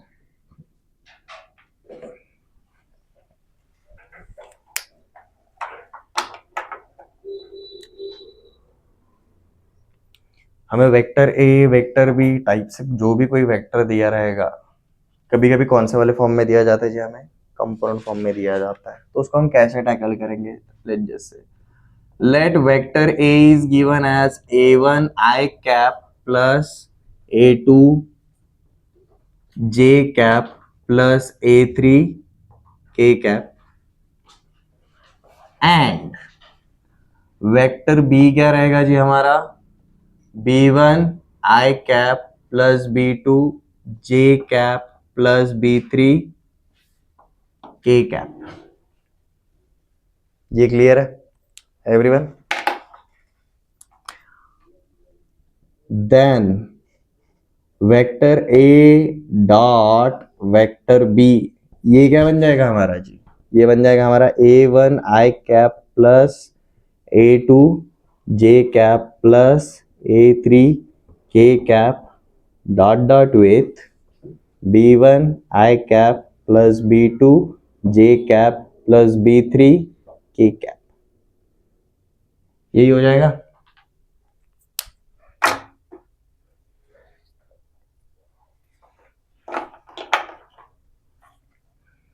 अब देखो क्या रहता है, हमें ये जो वेक्टर्स दिए हुआ है, वेक्टर ए का मतलब क्या है? A1 unit in x direction, A2 unit in y direction, A3 unit in z direction, इस तरीके से रहता है। तो बेसिकली ये i cap j cap k cap directions लेकर आ रहे हैं, ये तो जानते हो, ये मैंने बताया था यूनिट वेक्टर के अंदर। हम किसी भी वेक्टर को अगर ऐसा लिख सकते हैं, राइट? यूनिट वेक्टर के अंदर ये देखा था, vector A upon its modulus is equal to unit vector A. तो इसके मॉड्यूलस को अगर इधर लेकर गया तो मैं वेक्टर ए को क्या लिख सकता हूं? Vector A is equal to length into unit vector. यहां पर ये क्या है जी? ये हमारा कौन सा वाला पार्ट है? ये स्केलर वाला पार्ट है, जो क्या लेकर आता है? हमारा लेंथ। ये यूनिट वेक्टर मतलब कौन सा वाला पार्ट है? वेक्टर। ये क्या लेकर आएगा जी? हमारा डायरेक्शन लेकर आएगा। पर्सनली यूनिट वेक्टर है, उस डायरेक्शन में कितना यूनिट जाता है? सिर्फ 1 यूनिट लेंथ जाता है, ठीक है? तो अब सिमिलरली यहां पर देखो, अगर मेरा वेक्टर ए को मैंने लिखा है A1 I कैप, मतलब ये A1 length in x direction, A2 length in y and A3 length in z। Similar for B1 B2 and B3 जा रहा है। अब हम इनका जब डॉट प्रोडक्ट कर रहे हैं तो इस तरीके से लिखा। अब देखो इसका मतलब क्या रहेगा? ये A1 I कैप अंदर के हर एक के साथ क्या करेगा? डॉट प्रोडक्ट करेगा। बट कैसे होगा जी? देखो ये A1 इंटू B1, ये लेंथ और लेंथ का होगा, बट साथ में क्या होगा? वेक्टर और वेक्टर का भी होगा। साथ में कौन आएगा जी? I cap dot I cap plus A1 multiplied with ये A1 B2 multiplied with I cap dot J cap plus A1 B3 multiplied with I cap dot K cap. ये A1 के साथ हुआ। सिमिलरली अब किसके साथ होगा? A2 के साथ होगा। A2 के साथ बीच में plus sign, A2 B1 J cap dot I cap plus A2 B2 J cap dot J cap plus A2 B3 J cap dot K cap. Similarly A3 के साथ लेकर जाएंगे, A3 B1, A3 के साथ कौन है? K कैप, यहाँ पर I cap plus A3 B2, यहाँ पर K कैप है और यहाँ पर J cap plus A3 B3, यहाँ पर K कैप है और यहाँ पर भी K कैप। कोई है जिसको ये समझ में नहीं आया? Everyone clear? ओके, अब ब्रैकेट्स में क्यों लिखा है ध्यान देते हैं। प्रॉपर्टी नंबर 3 एंड 4 निकालेंगे एक साथ। प्रॉपर्टी नंबर 3 एंड 4 वहां पर हमने लिखे थे, आई कैप ये सेम डायरेक्शन में जाते तो जिंदा रहते हैं, बट अगर कोई अलग अलग साथ में आते तो वो क्या बन जाते हैं? जीरो। तो देखो अब यहाँ पर क्या होने वाला है, ये ब्रैकेट के अंदर का वैल्यू, ये 1 आएगा, ये 0 आएगा, ये 0 आएगा, ये भी 0 आएगा, ये 1 आएगा, ये 0 आएगा, ये 0 आएगा, ये 0 आएगा, ये 1 आएगा। तो जो 0 वाले पार्ट्स है वो सारे के सारे क्या हो जाएंगे? कैंसल आउट हो जाएंगे। हम सीधा क्या लिख सकते हैं? बचा हुआ वैल्यू लिख सकते हैं। तो देखो हमें क्या मिलता है now, this is equal to A1 B1 I cap into I cap is 1, A2 B2 सिर्फ 1 वाले साथ ही लिखो जी, और साथ में क्या मिला जी? A3 B3, A3 B3। तो फाइनली हम कैसे लिख सकते हैं जी? Vector A dot vector B is equal to A1 B1 plus A2 B2 plus A3 B3।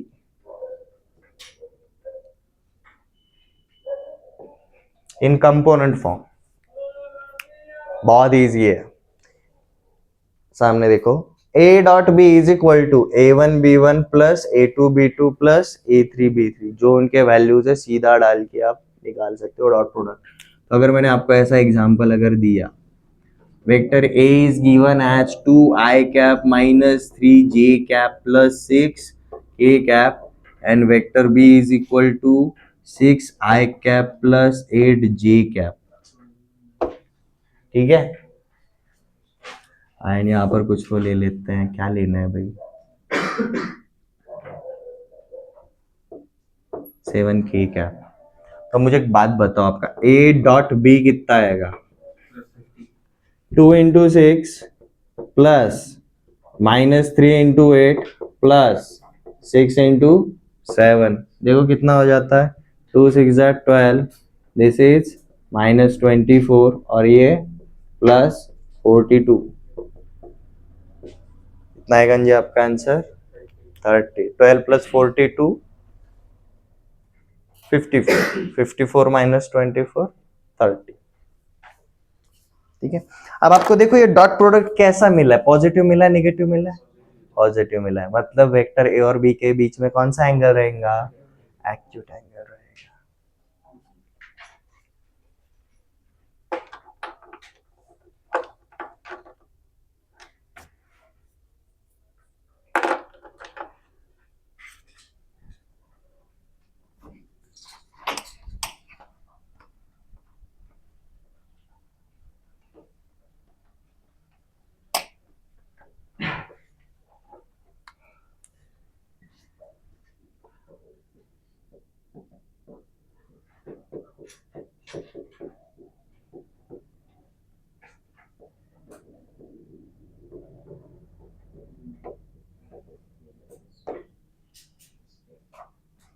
इनका डॉट प्रोडक्ट क्या आएगा जी, A dot B is equal to 2 into 1 2, 1 into -3 2 into -5 -10, कितना मिला ये, -11, निगेटिव मिला, मतलब ए एंड बी के बीच में कौन सा एंगल रहेगा, ऑब्ट्यूस एंगल रहेगा।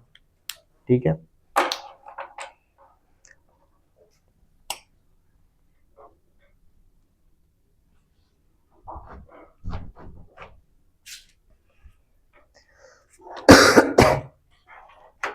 अब आते हैं जी main application of dot product के ऊपर। मतलब एक क्वेश्चन रहता है कि सर डॉट प्रोडक्ट क्यों करते हैं, रहने दो ना, ऐसे एडिशन सब्ट्रैक्शन में हम खुश थे, ऐसा एक्स्ट्रा पार्ट लेकर हम क्या कर रहे हैं एक्स्ट्रा, राइट, आता है क्वेश्चन।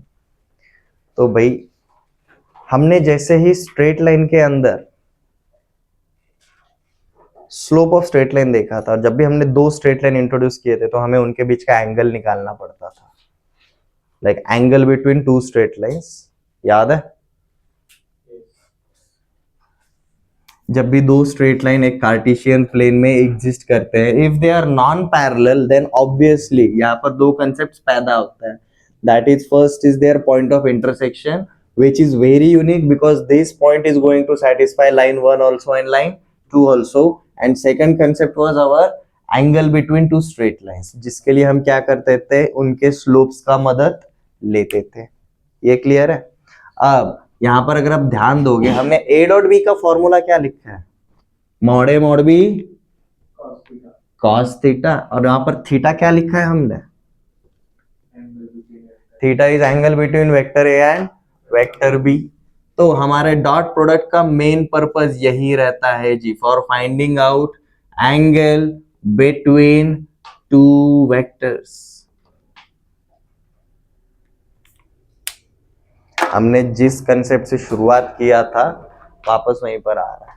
वहां पर हमने क्या बोला था, वहां पर थीटा कौन सा डिटरमाइन करना है वो देखा था, उनका जो पॉइंट ऑफ इंटरसेक्शन रहेगा उधर एक तो दोनों के दोनों वेक्टर्स आ रहे हैं या फिर उस पॉइंट ऑफ इंटरसेक्शन से जा रहे हैं, हमने ये देखा था। बट ये थीटा कैलकुलेट कैसे करना है वो देखा था क्या, नहीं, थीटा कौन सा डिटरमाइन करना है हमने बस वही देखा था। उसके बाद सीधा हम किस पे गए, स्केलर प्रोडक्ट के ऊपर गए। प्रोडक्ट भी देख लिया, उसके प्रॉपर्टीज भी देख लिए, आज आप रिवाइज भी कर लो, या आज का हम आखिरी कंसेप्ट लेंगे। तो for finding out angle between two products हम क्या करते हैं जी, कौन से प्रोडक्ट को यूज करते हैं, डॉट प्रोडक्ट को यूज करते हैं। ठीक है, तो late vector A and vector B are two vectors inclined at an angle theta. ये अगर हमारा सेटअप था तो हम A डॉट B को क्या लिखते थे जी?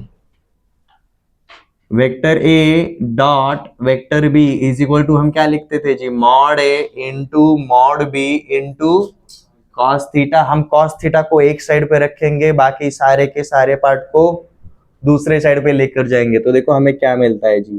Cos theta is equal to vector A dot vector B upon mod A mod B. ये हमारा बन जाता है जी formula for finding out angle between two vectors. ये क्लियर है? मुझे वेक्टर ए और वेक्टर बी के बीच का एंगल निकालना है, बहुत इजी। मैं दोनों का डॉट प्रोडक्ट करूंगा और डॉट प्रोडक्ट को किससे डिवाइड करूंगा? उनके इंडिविजुअल मॉड्यूलस से डिवाइड कर दूंगा। तो मुझे क्या मिल जाएगा जी? Angle between two vectors. ये क्लियर है? बोलो क्या?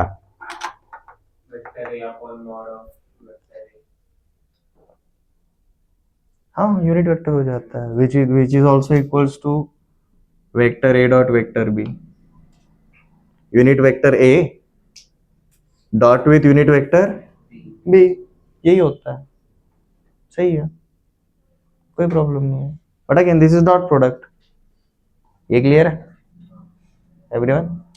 अब आपका अगर ये बोलना है सर ए डॉट बी तो क्या है? अब ये यूनिट वेक्टर का प्रोडक्ट है ना, ये वन कहाँ से आएगा भाई? ये सेम डायरेक्शन में थोड़ी ना है।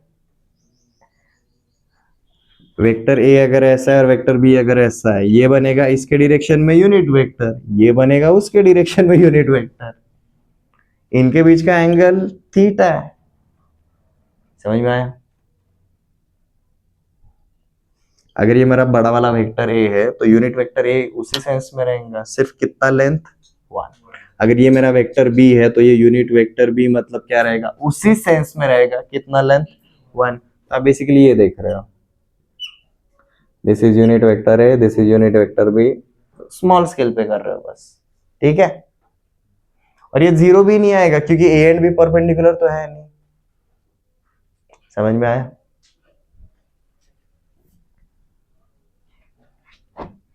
आएंगे उस पार्ट पे भी आ रहे हैं, डोंट वरी। सबसे पहले एंगल बिटवीन टू वेक्टर्स तो कर लो। ये समझ में आ गया?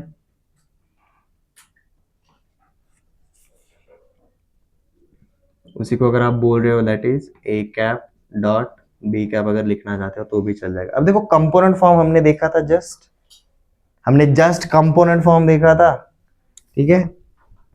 ये हमारा वेक्टर वाले फॉर्म से हो गया, ठीक है? If vector A is equal to a1 i cap plus a2 j cap plus a3 k cap, तो हमारा मॉडुलस ऑफ वेक्टर ए क्या हो जाएगा जी? Root over a1 square plus a2 square plus a3 square रहेगा। Everyone, am I right? And vector B अगर हमारा रहता है b1 i cap plus b2 j cap plus b3 k cap, तो हमारा मॉडुलस ऑफ वेक्टर बी क्या रहेगा जी? Root over b1 square plus b2 square plus b3 square रहेगा। अब देखो हमने a डॉट बी जस्ट निकाला था कंपोनेंट फॉर्म में वेक्टर, अभी तो निकाला था ना vector A dot vector B is equal क्या मिला था? a1 b1 plus a2 b2 plus a3 b3 निकाला था। अभी क्या कर रहे हो फिर? भूल गए? पुढचा पाठ मागचा सपाट। आपको ए डॉट बी कंपोनेंट वाले फॉर्म में पता है, आपको ए और बी अगर लिया तो आपको ए ये भी पता है और ये भी पता है, तो सीधा ये वाले फॉर्मूले में डाल सकते हो। तो कंपोनेंट फॉर्म में हमारा cos थीटा क्या बन जाता है जी? cos theta becomes a1 b1 plus a2 b2 plus a3 b3, dot product वही निकाला था अभी, divided by root over a1 square plus a2 square plus a3 square multiplied with b1 square plus b2 square plus b3 square. This is the angle between vector A and B.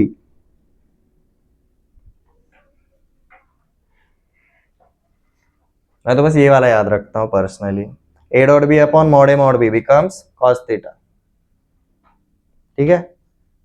और individually हम जानते हैं a dot B मतलब क्या आएगा, आई cap के साथ ही plus B cap के साथ, जे कैप के साथ ही प्लस के कैप के साथ ही प्रोडक्ट होके आएंगे divided by modulus of individual part, ठीक है।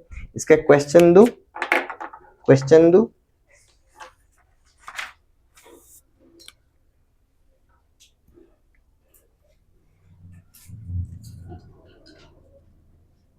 find angle between vector A and vector B if I cap plus 2j cap minus 3k cap and vector B is given as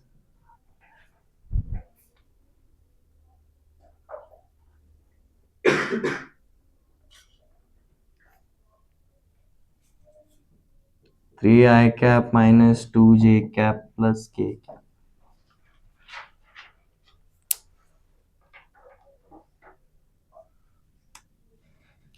आपका cos theta क्या आएगा जी, angle between these two vectors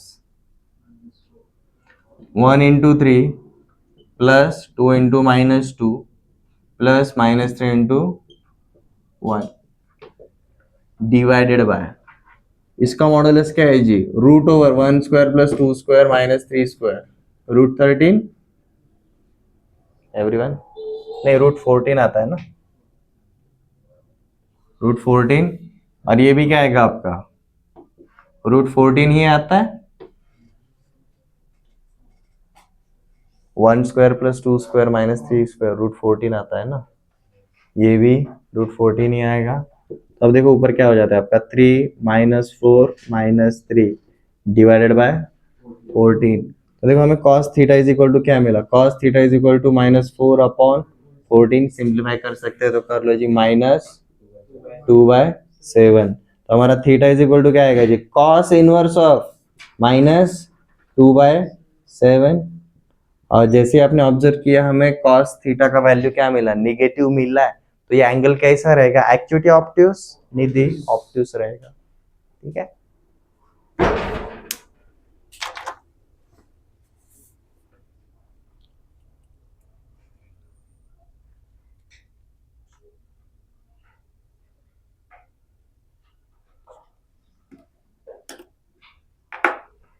आपको कुछ homework के लिए question दूं dot product के लिए, आज हमने ज़्यादा पार्ट नहीं देखा, आज हमने स्केलर प्रोडक्ट या फिर डॉट प्रोडक्ट क्या रहता है वो हमने शुरू किया, ठीक है। स्केलर प्रोडक्ट नाम से ही है, इसका जो वैल्यू मिलेगा वो एक वेक्टर क्वांटिटी नहीं होगा, ये कौन सा क्वांटिटी रहता है, सिर्फ स्केलर क्वांटिटी रहता है। स्केलर प्रोडक्ट का मेन पर्पस यही है, for finding out angle between two vectors. तो सबसे पहले आज क्या डिटरमिन किया जी हमने, दो वेक्टर्स के बीच का हम कौन सा वाला एंगल लेते हैं, एक्यूट लेते हैं ऑब्ट्यूस लेते हैं, वो वाला पार्ट देखा। एक्चुअली डिपेंड किस पे करता है कि उनके पॉइंट ऑफ इंटरसेक्शन की तरफ, एक तो दोनों के दोनों वेक्टर्स आ रहे हैं या फिर दोनों के दोनों वेक्टर्स जा रहे हैं, हम वो वाला एंगल लेते हैं। उसके बाद हमने सीधा शुरू किया जी डॉट प्रोडक्ट। हमारा अगर कोई भी अगर ए डॉट बी अगर रहेगा, हम उसको क्या लिखते हैं जी, mod A into mod B into cos theta लिखते हैं, where theta is angle between them. इसके बाद उनके कुछ प्रॉपर्टीज देखे एंड और। चलो आपको होमवर्क के लिए क्वेश्चन देता हूं।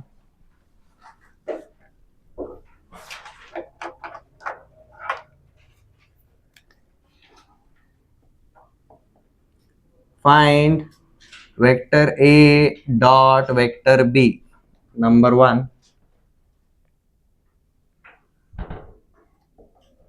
vector A is 2i cap plus 2j cap minus k cap and vector B is 6i cap minus 3j cap plus 2k cap।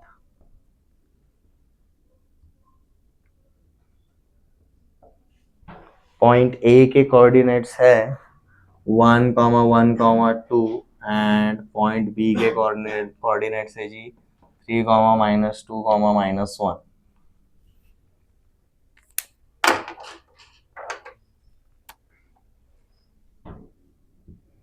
Question 2,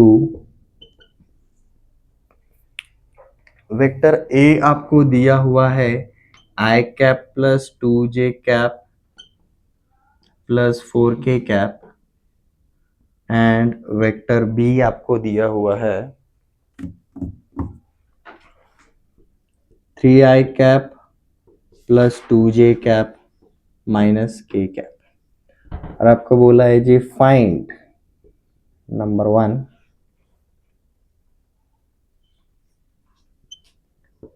vector A plus vector B dot with vector 2a minus vector B, vector a plus vector 3b multiplied with 3 times of vector a minus 2 times of vector b,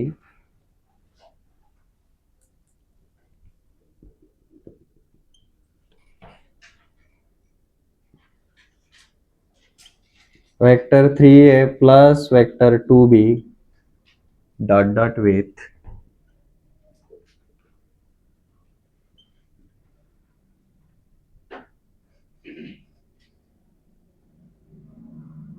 vector 2a minus vector 3b।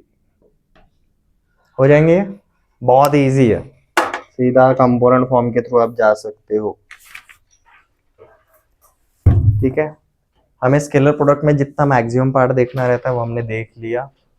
कल हमारा scalar product लगभग finish हो जाएगा, तो आज का part please अच्छे से प्रिपेयर कर लो।